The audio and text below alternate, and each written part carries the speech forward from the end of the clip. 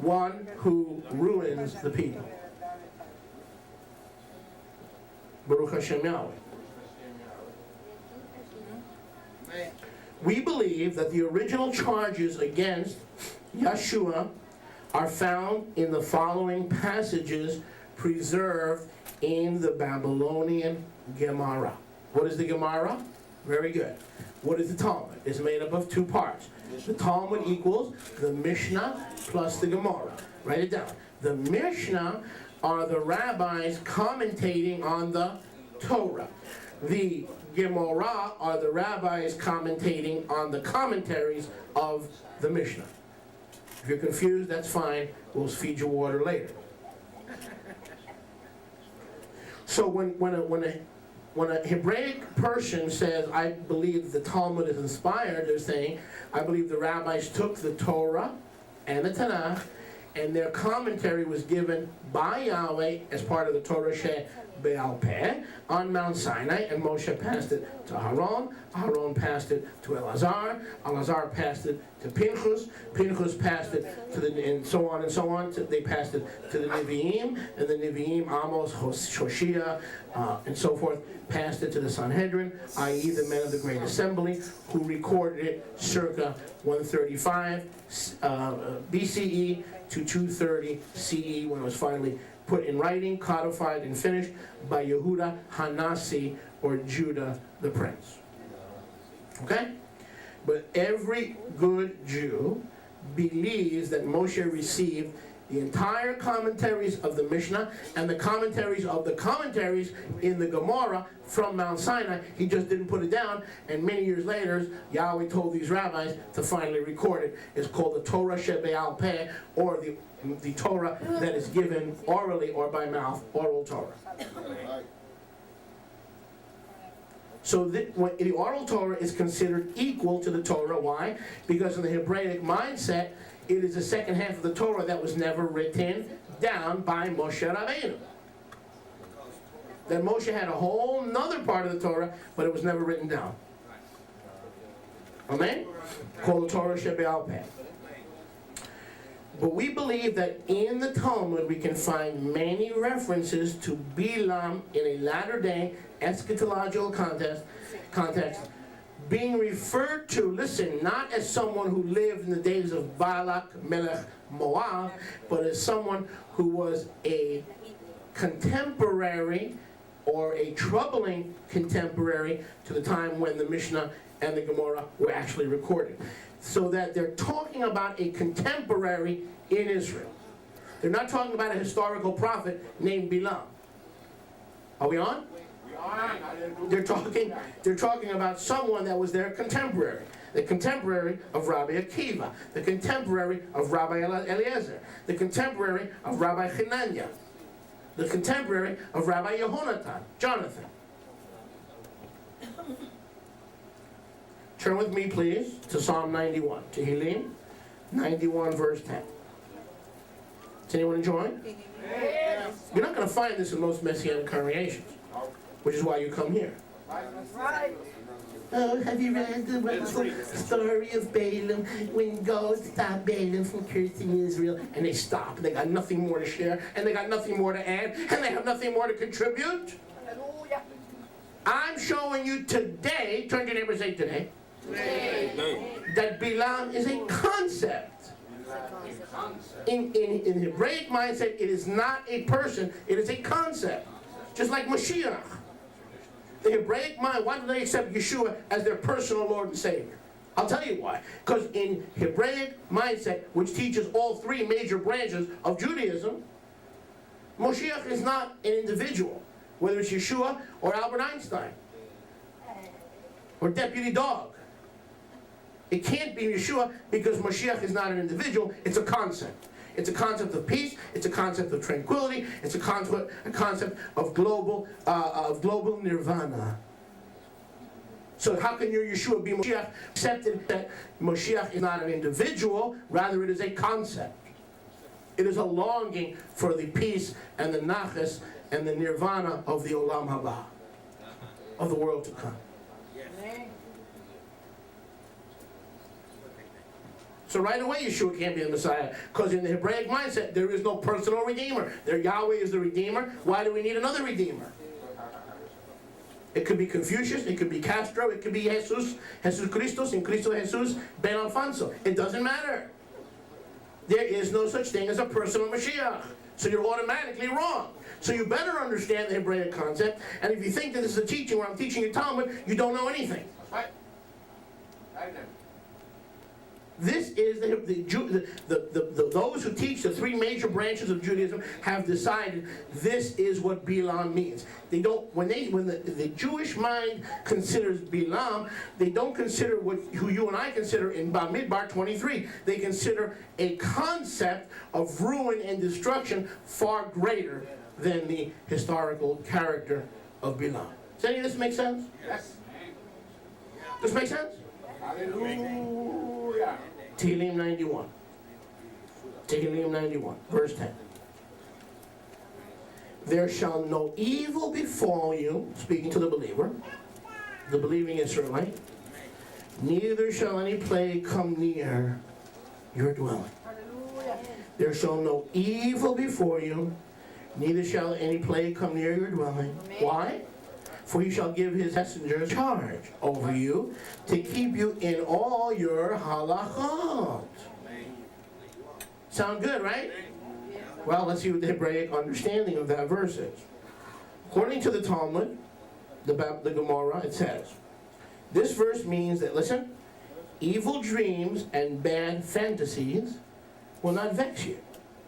Neither will any plague come near your tent, which means you will never have a son or daughter who is a disciple, circle that word disciple, just write down that word disciple, who burns his food public like Yeshua HaNotzri.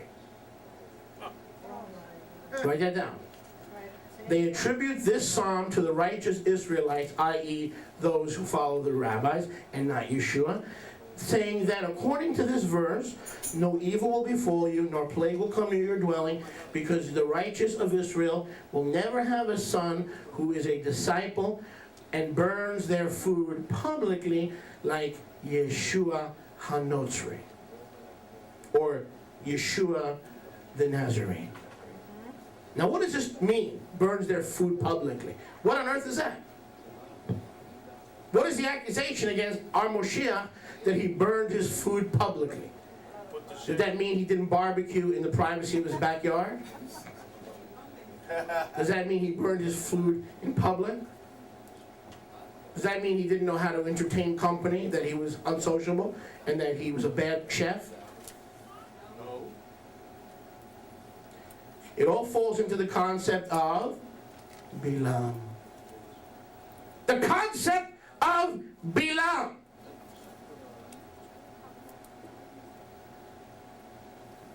What is the meaning? Around. What does it mean? You want teaching? Yes. Yes. You sure now? Yes. Yes. What is the meaning of this strange phrase, to burn one's food publicly? It's a strange phrase, huh? Rabbi Dalman says this means to renounce openly, this is in the Hebraic mindset of Bilam, to renounce openly what one has learned. To renounce openly what one has learned.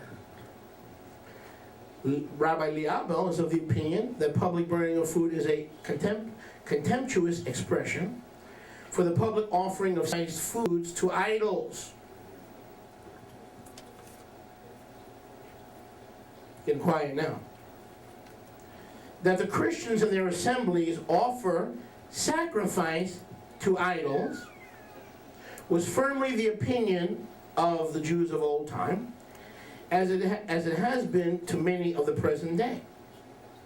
Naturally, therefore, it was concluded that Yeshua must have commenced it. Meaning, the accusation was that the Notzrim, or the Nazarene disciples, burned their food publicly. Therefore, it was suggested that they learned how to burn their food publicly from Yeshua himself. That Yeshua must have taught Yehuda how to burn the Notzrim, how to burn their food publicly. And That is a euphemism or a metaphor for idol worship. So that in the Hebraic concept of Nazarene belief or Nazarene belief, they believe that in our temples, when we keep Shabbos, when we keep Pesach, when we keep Shavuot, when we keep Sukkot, when we honor Yahweh in obedience and shomer all his chukim and his mishpatim, that we're a joke, that we're not sincere, that all we're doing every time we get together is we are burning food publicly. Because we name Yeshua, we sing to Yeshua, we worship Yeshua, we love Yeshua. And so instead of just taking our idolatry or Yeshua behind the curtain, we worship him and we burn our food publicly. This Yeshua is named Yeshua HaNotzri. You can go look it up in case you don't believe me. Talmud Bavli, the Babylonian Talmud, Sanhedrin 103a. You write it down? You go online, you could look it up, it's right there. Talmud Bavli, Sanhedrin 103a. Babylonian Talmud 103a. So therefore, it says Psalm 91 verse 10 is a prophecy to the true Israelites who will not have evil come near them or the plague come near their dwelling. What kind of plague? That one day you would wake up and find out that your son and your daughter is a disciple of Yeshua. That will never happen to you. If you live for Yahweh and for Torah alone without Mashiach, and if you reject Yeshua, Yahweh will make sure that none of your sons will burn their food publicly like Yeshua HaNotzri. And they name Yeshua HaNotzri here. But where's the Bilam connection? I'm going to take you there. We got a long ride here. All right? Ted, I said we have a long ride.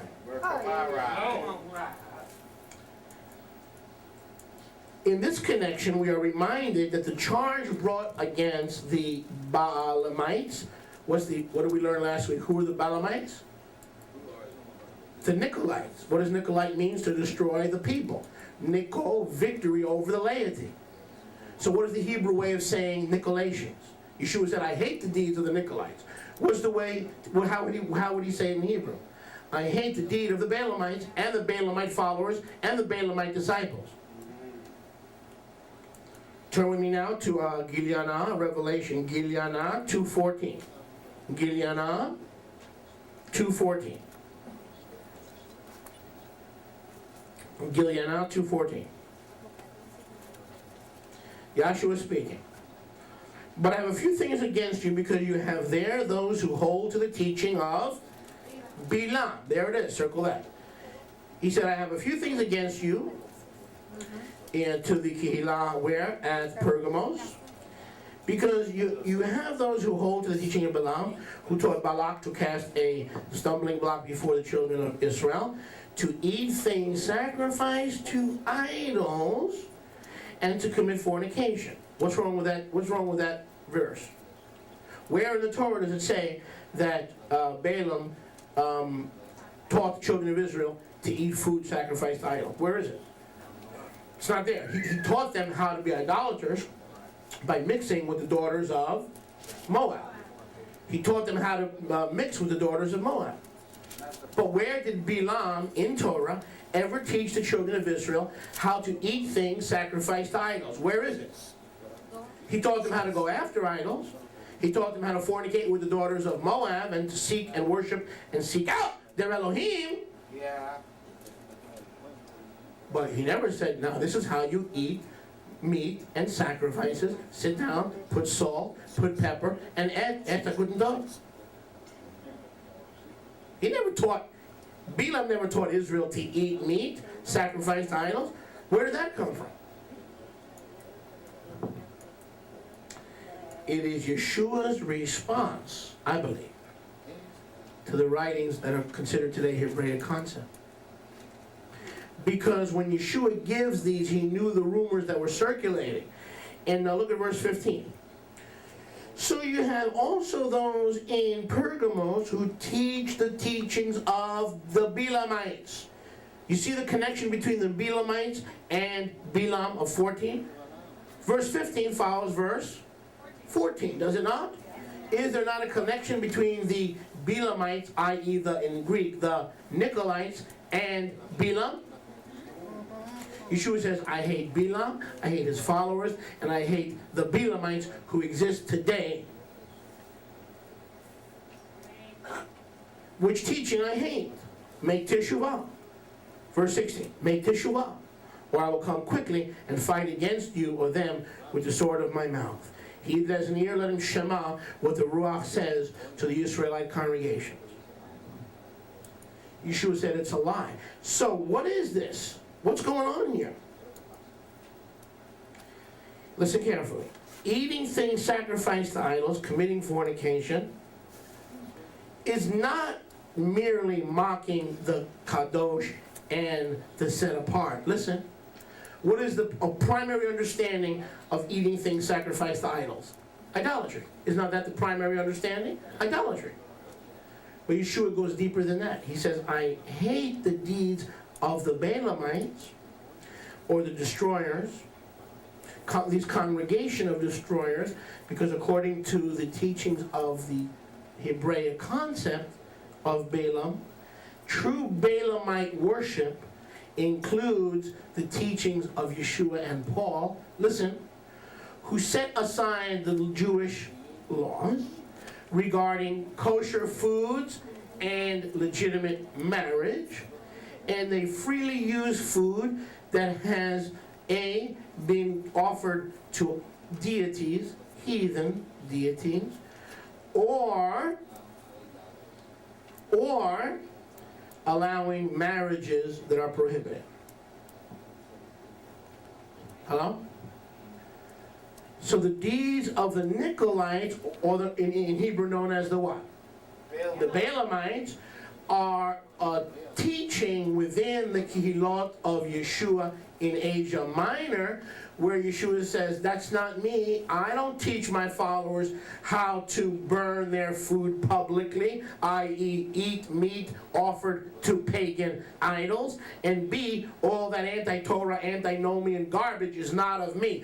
I did not teach that, neither did I birth that, neither did I allow that, and if you don't stop that, I will come to you and remove my ruach from you. He that has ears to hear, let him hear. So the deeds of the Nicolaits are not that, well, brother, you can't be under a rabbi or under a pastor because that's denominationalism and that's a controlling spirit, which is what is taught today. The Nicolaitism is being subjected to a man-made system of denominationalism. No, it is rather Yeshua defending himself against the charges that he teaches his followers to burn their food publicly.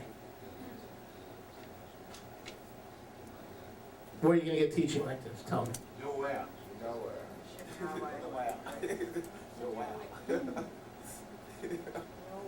Yeshua comes to the defense of his own set-apart name, his own set-apart character, his own set-apart ministry, his own set-apart personage, his own set-apart being, and he says, that is not me, that is a lie. I do not teach the doctrine of Bilam. I don't allow the doctrine of Bilam. P.S. These churches have not been birthed by me.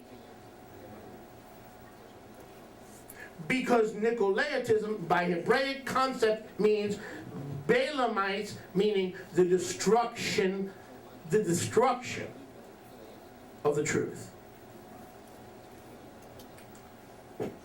And the Talmud says that what Yeshua did was he taught his disciples, A, how to eat pig and unclean food and unkosher habits and unclean habits, and B, he allowed unclean relationships, unclean matrimony, unclean marriages. He allowed remarriage, and divorce, and so forth and so on.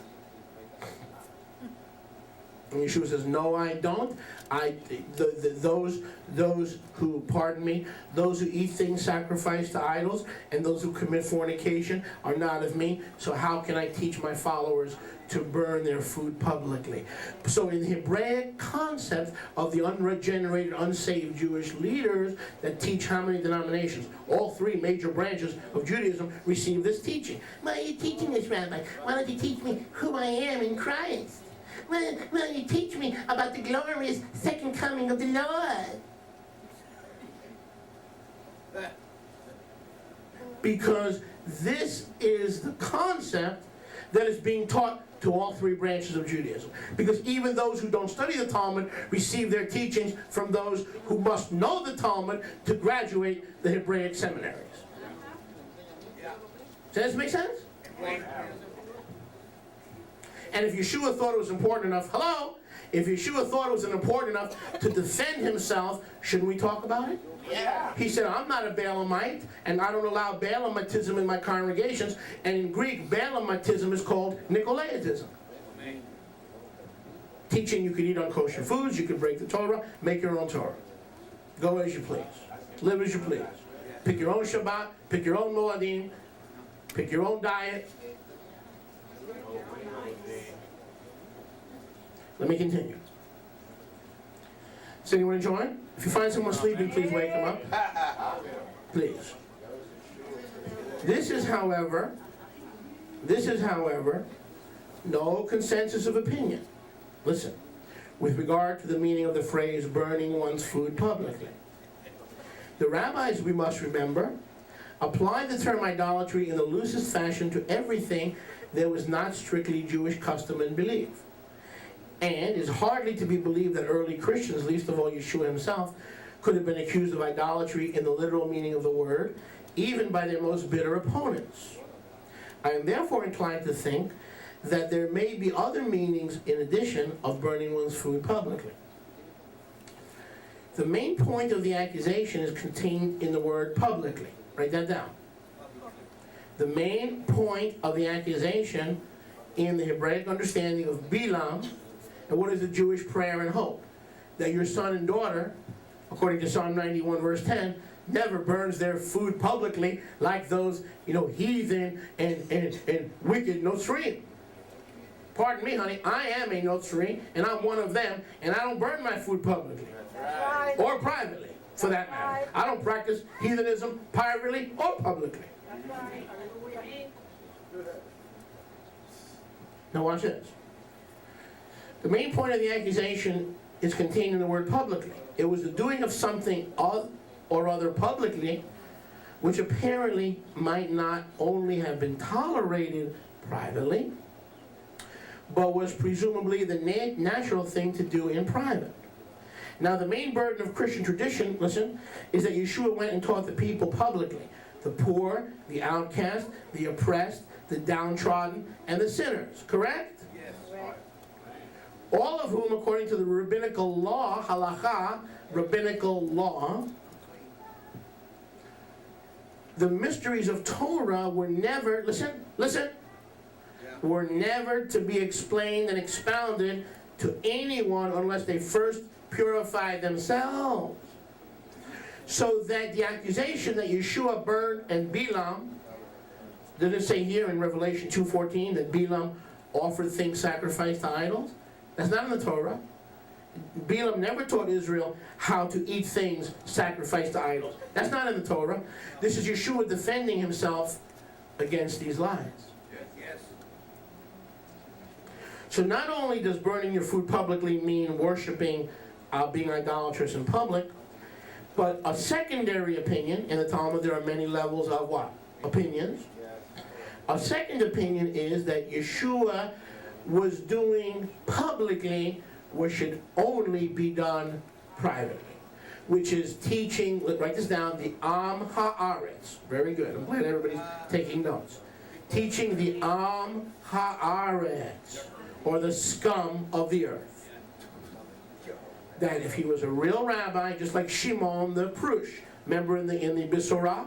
If this man were a prophet, he reasoned within himself, he would know this woman, what sort of woman she is, and he would not allow this whore to touch him. That's right. That's right. He was burning his food publicly. Come on.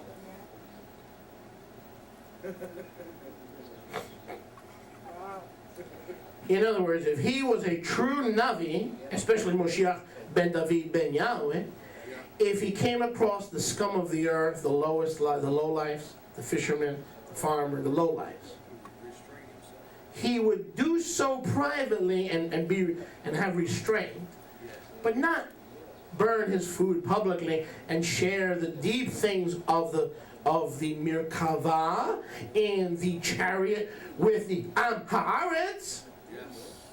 Say this makes sense? So because Yeshua gave Torah to the scum of the earth, isn't that who he came for? The whole need not a physician, but those who are sick. He said, P.S. I came for the scum of the earth. What's your problem? He says, those that are whole, those that know the Torah, those that live righteously, those that are kadosh, those that are tzaddik, those that are set apart, they don't need the physician, but those who are ill, those who are sick. And everyone was sick, as witnessed by these writings. So the very ones who wrote these things were sick, but they didn't think they needed Yeshua's healing balm. So the point of the accusation, Yeshua HaNotzri, who taught his Talmidim to burn their food publicly, was that what was allowed and strictly guarded privately in the yeshivot, in the schoolhouses, it was now being taught to the scum of the earth, whereas the mysteries or the sod of creation and Merkava were for the theophists of Yehudism and for those specially chosen by Yahweh, i.e. the self-appointed rabbis.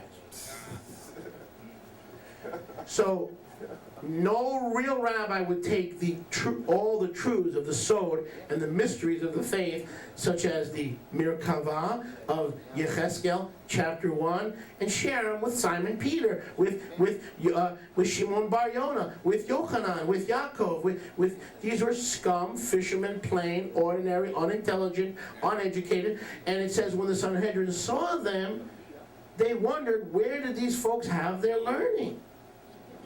Then they realized, oh, they were with Yeshua. So what was Yeshua's sin, Ted? Like Bilam, he taught Israel what? To eat meat sacrificed to idols.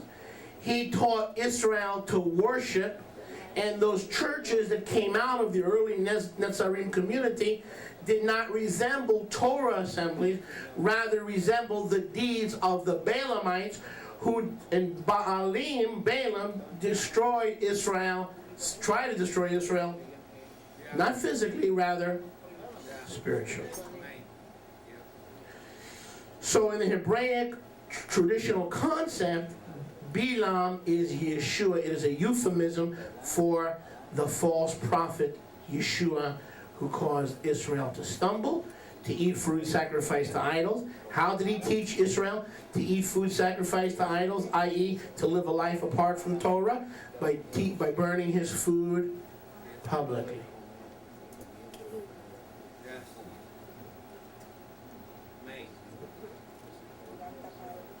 Baruch Hashem Yahweh. What the rabbi said is a man has to be purified first and then taught the mysteries of the Merkava.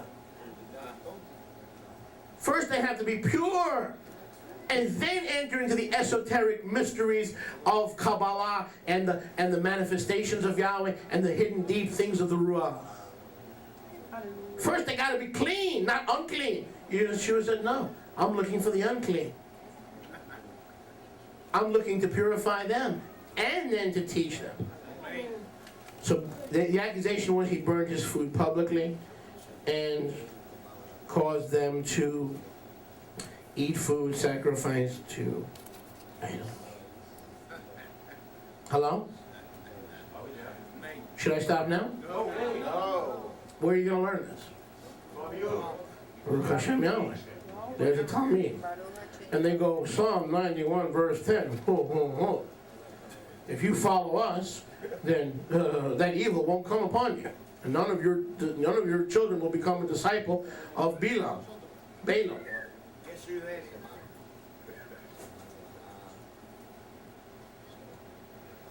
Okay. Let's continue. Now listen very carefully.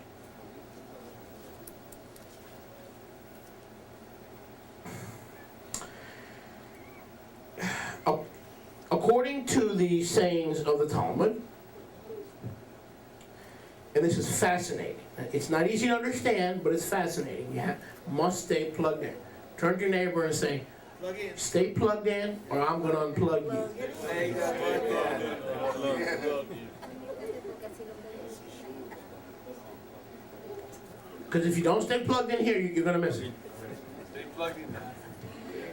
In the writings of the rabbis, which is accepted by how many branches of Judaism? All three major branches. Even the Reform Jews, they don't read it. They just ask that they pay the rabbi to read it. All right. So don't tell me that they don't believe in the Talmud. They do.